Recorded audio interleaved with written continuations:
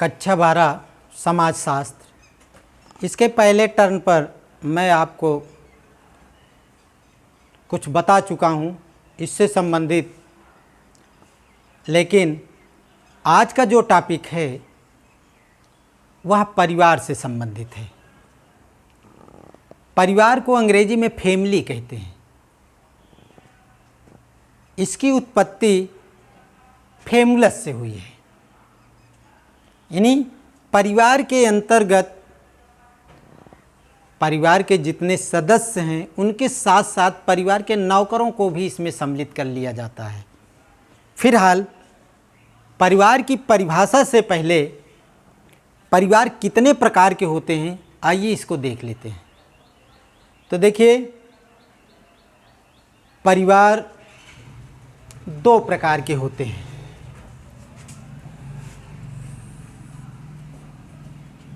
भारत में परिवार दो प्रकार के पाए जाते हैं। पहला पितृसत्तात्मक परिवार,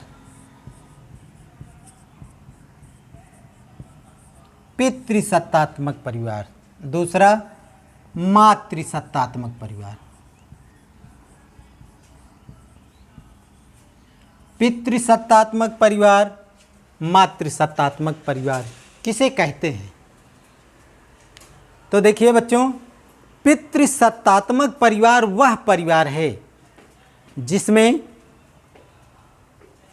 परिवार की सत्ता या जो परिवार का मुखिया होता है वह पुरुष होता है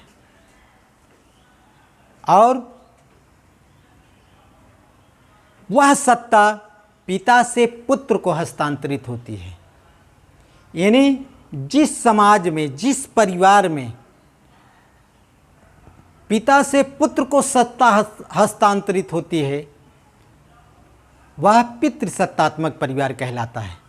भारत में लगभग 90%, 85 से लेकर 90% पितृसत्तात्मक परिवार ही पाए जाते हैं।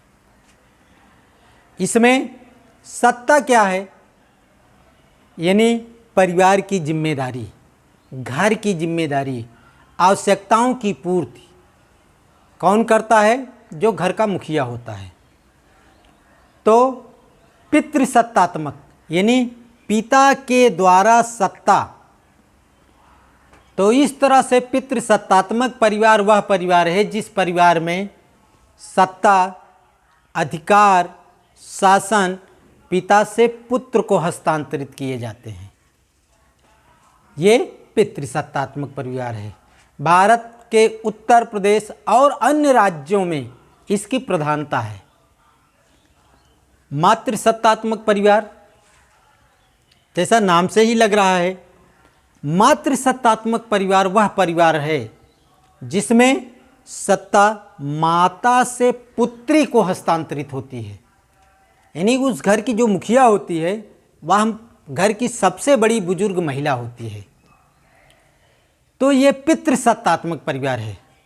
इसमें मातृसत्तात्मक परिवार है, तो इसमें जो है सत्ता का जो हस्तांतरण होता है वह घर की जो बालिका होती है उसको हस्तांतरित होती है। ये जो सत्ताएं हैं ये भारत के सभ्य परिवारों में नहीं पाई जाती, यह जनजातियों में पाई जाती है जो कि दुर्गम पहाड़ियों के बीच बसी हुई है। नायर, खासी, हो, बिरहोर, मुंडा, इन सब जनजातियों में यह प्रथा पाई जाती है। और एक चीज़ इसमें क्या होती है, देखिए, जो पितृसत्तात्मक परिवार से एकदम हट कर के होती है इसमें जो जनजातियां हैं, नायर हैं, खासी हैं, इन सब में क्या होता है? इन सब में जैसे पितृसत्तात्मक परिवार में क्या है, पिता के मरने के बाद ऑटोमेटिक जो घर की जिम्मेदारी होती है वो बड़े लड़के पर आ जाती है। मातृसत्तात्मक परिवार में क्या होता है, इसमें यदि परिवार की जो मुखिया है, मान लीजिए उसके एक ही लड़की है या दो लड़की हैं, दो लड़की हैं तो सबसे छोटी वाली लड़की को सत्ता प्राप्त होती है। अगर एक ही लड़की है तो इसमें माता से पुत्री को सत्ता हस्तांतरित होती है। लेकिन इसमें एक चीज़ और देखा गया है, वो क्या है? अगर इसमें मातृ सत्तात्मक परिवार में अगर उस लड़की की शादी हो गई होती है, शादी होने के बाद यदि उसकी सास जो होती है, उसका पति यानी लड़की का पिता अगर मर जाता है उस महिला के जीवित रहते, तो इसमें सत्ता प्राप्त करने के लिए, अधिकार प्राप्त करने के लिए वो जो उसका दामाद है उसको अपनी सास से विवाह करना पड़ता है। यानी अगर वह अपनी सास से विवाह नहीं करता है तो उसे सत्ता नहीं प्राप्त होती है।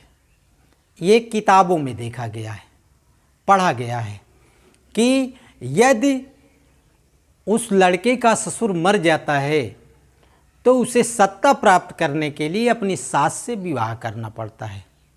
और किताबों में देखा है हमने कि कहीं कहीं सास से बच्चे भी हुए हैं।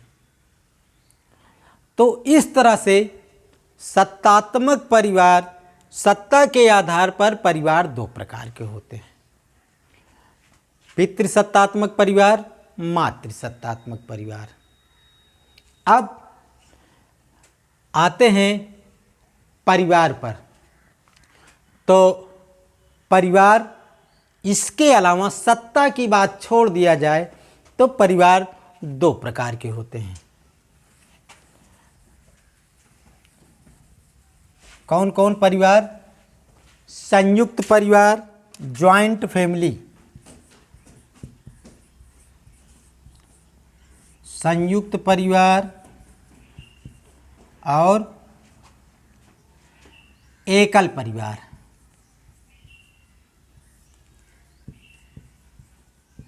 एकल परिवार, जॉइंट फैमिली, न्यूक्लियर फैमिली, नाभिक परिवार।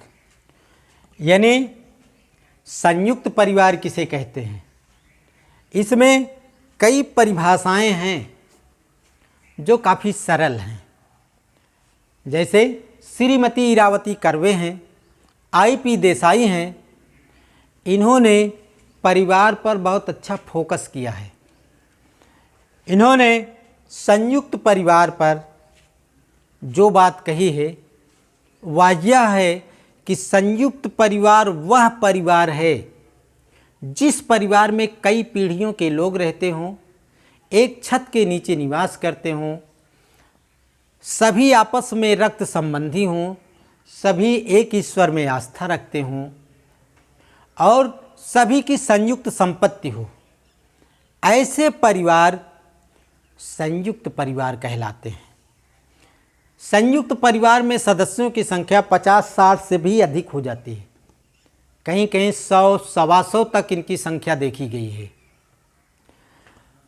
तो ये संयुक्त परिवार है। संयुक्त परिवार वह परिवार है जिस परिवार में कई पीढ़ियों के लोग रहते हों, एक रसोई का बना भोजन करते हों, एक छत के नीचे निवास करते हों, आपस में रक्त संबंधी हों, एक ईश्वर में आस्था रखते हों और संयुक्त संपत्ति। इन सब के साथ साथ इनमें आपस में समभाव की भावना हो। ऐसे परिवार संयुक्त परिवार कहलाते हैं। संयुक्त परिवार के गुण भी हैं, दोष भी हैं। जिसमें जितनी अच्छाई होती है उतनी लगभग बुराइयां भी होती हैं। एकल परिवार, देखिए एकल परिवार जो होता है वह कई नामों से जाना जाता है। एकल परिवार, नाभिक परिवार भी इसको कहते हैं, यानी न्यूक्लियर फैमिली, नाभिक परिवार। नंबर 3 मूल परिवार। मूल परिवार, इसको मूल परिवार भी कहा जाता है। केंद्रीय परिवार,